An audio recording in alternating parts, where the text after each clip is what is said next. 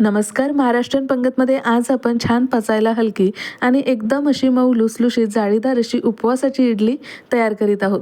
जर तुम्हाला साबुदाणा किंवा तेच तळलेले पदार्थ खाऊन कंटाळा आला असेल तर तुम्ही ही उपवासाची इडली एकदा तरी नक्की ट्राय करून बघा.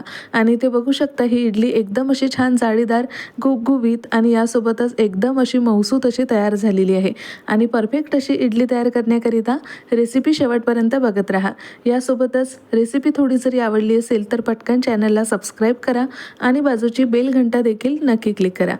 तर इथे उपवासाची इडली तयार करण्याकरिता सगळ्यात आधी आपल्याला एका भांड्यामध्ये आमटीच्या वाटीने 2 वाटी इतका यामध्ये आपल्याला भगर घ्यायचा आहे. आता 2 वाटी भगर करिता बघा इथे नाश्त्याच्या चमच्याने 2 चमचे इतका आपल्याला यामध्ये साबुदाणा घालायचा आहे.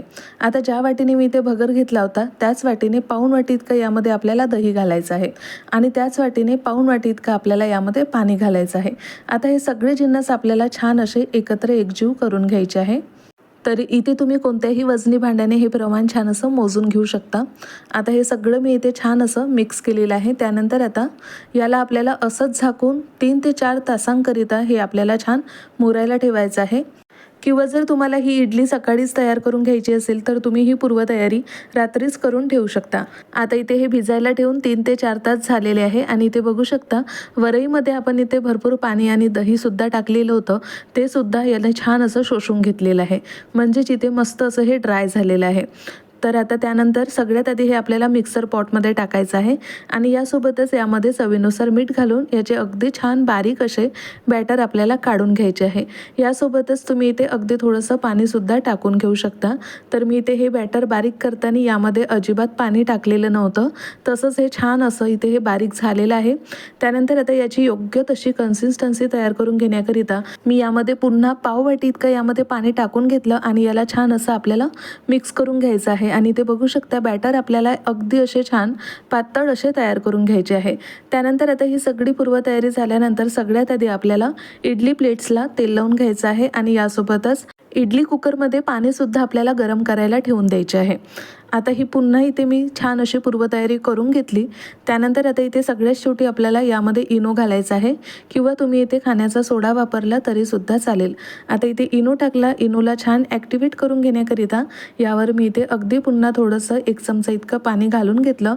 आता इथे इनो छान असा ॲक्टिवेट करून घ्यायचा आणि त्यानंतर याला छान असं आपल्याला अगदी हलक्या हाताने 1 मिनिटांकरिता याला छान असं मिक्स करून घ्यायचं आहे.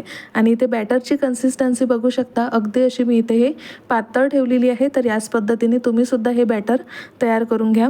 आता इथे इडली तयार करण्याकरिता बॅटरसुद्धा तयार झालेलं आहे आणि इथे बघू शकता कुकरमध्ये मी इथे आधीच पाणी गरम करायला ठेवलेलं होतं. आता यामध्ये प्लेट्स टाकून अशा पद्धतीने यामध्ये आपल्याला बॅटरसुद्धा टाकून घ्यायचे आहे आणि बाकीच्यासुद्धा प्लेट्स आपल्याला अशा पद्धतीने लावून घ्यायचे आहे. फक्त इथे इडली प्लेट ठेवत असताना या 3 होलच्या वरती आपली दुसरी इडली यावी अशा पद्धतीने या प्लेट्स आपल्याला या कुकरमध्ये लावून घ्यायच्या आहे. आणि बघू शकता सगळ्या प्लेट्स मी इथे छान अशा भरून घेतल्या. त्यानंतर आता यावर झाकण ठेवून याला आपल्याला अगदी कमी गॅसवर 5 ते 7 मिनिटांकरिता ही इडली आपल्याला छान शिजवून घ्यायची आहे. तर इथे इडली खूप जास्त ओव्हरकुक करू नका, त्यामुळे इडली खूप जास्त ड्रायसुद्धा होते. त्यामुळे आपल्याला अगदीच कमी गॅसवर 5 ते 7 मिनिटांकरिता ही इडली आपल्याला छान शिजवून घ्यायची आहे. तर इथे 5 ते 7 मिनिट झालेले आहे आणि 5 ते 7 मिनिटानंतर मी इथे सगळ्यात आधी गॅस बंद करून घेतला आणि त्यानंतर कुकरसुद्धा आपल्याला थंड करून घ्यायचा आहे. आता इथे बघू शकता कुकर उघडल्याबरोबरच इडल्या बघा काय मस्त अशा छान अगदी अशा स्पंजी झालेल्या आहे. छान अशा गुबगुबीत अशा आपल्या इडल्या इथे तयार झालेल्या आहे. त्यानंतर आता इथे आपण या प्लेट्ससुद्धा काढून घेणार आहोत आणि सगळ्या इडल्या बघू शकता छान अशा अगदी एकसारख्या शिजलेल्या आहे. आता इथे चमच्याच्या किंवा सुरीच्या मदतीने अशा पद्धतीने या इडल्या आपल्याला काढून घ्यायच्या आहे. आणि इथे इडल्या बघा एकदम अशा परफेक्ट अशा शिजलेल्या आहे. अजिबात इडली प्लेट्सला इडली लागलेली नाही. म्हणजेच इथे एकदम अशी परफेक्ट इडली शिजून तयार झालेली आहे. तर इथे ही उपवासाची इडली एकदम अशी जाळीदार आणि हलकी फुलकी बनवण्याकरिता सगळ्यात महत्त्वाचं म्हणजे जे आपण इथे बॅटर तयार करून घेत असतो त्याची कन्सिस्टन्सी आपल्याला अगदी अशी पातळ करून घ्यायची असते.